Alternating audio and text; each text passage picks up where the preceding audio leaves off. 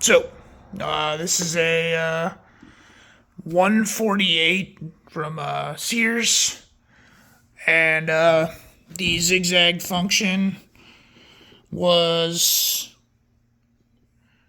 this guy was it was freed. It wasn't like it was stuck in any position, but it would only sew straight. It wouldn't do zigzags. So the top of the machine went through all of this, and I found out the this gold, kind of goldish, maybe silvery. I ain't great with colors. To this more like dull metal, shiny dull.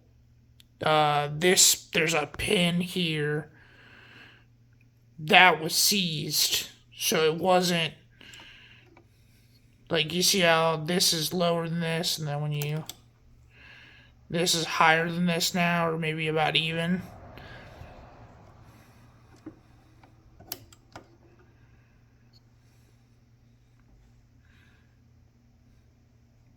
That pin was seized, and if it can't move, then it can't move. It was still free this way. This could still work, but if this doesn't pivot down, then it apparently does not function. So,